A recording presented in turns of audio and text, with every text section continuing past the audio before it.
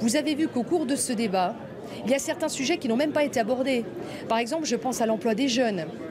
Quand vous voyez que les questions internationales ont été abordées en fin de soirée, très rapidement, que les questions de société ont été à peine effleurées et qu'au début, disons-le, il y a eu cette histoire de pu, disons-le, vous savez, du pu qu'il faut extraire d'une plaie. Lorsque Nicolas Sarkozy a été insulté, traité de tous les noms. Vous croyez que c'est acceptable?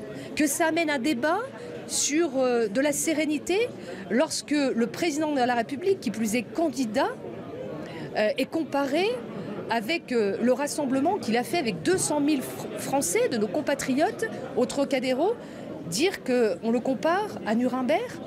Vous vous rendez compte la qualité, à quel point ce débat a été entaché par les insultes du côté de François Hollande et par son équipe? Est-ce que François Hollande, Nadine Morano, finalement, parfois n'a pas réussi à mettre Nicolas Sarkozy dans ses retranchements? Et finalement, ça en est sorti aussi, lui qu'à l'UMP, on disait, vous allez voir, il va être mou dans ce débat.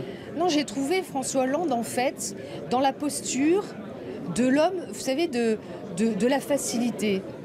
Celui qui, en fait, n'a rien assumé, puisqu'il n'a pas été en responsabilité, et que nous avons traversé une crise économique et financière sans précédent pendant 4 ans. Donc il était, voilà, le candidat de la facilité, celui qui n'a pas été en responsabilité, qui vient porter des accusations, des coups de boutoir, sans même apporter les preuves, souvent en étayant ses arguments de mensonges. Et l'homme de la facilité, encore une fois, lorsque il promet tout, par exemple l'augmentation de 25% de l'allocation rentrée scolaire, par exemple des nombres de postes de profs en plus, de la dépense publique en plus, dire oui et faire plaisir à tout le monde. Ça n'est pas ça, être président de la République. Et je pense que on l'a compris, c'est Nicolas Sarkozy que vous avez vu dans ce rôle-là.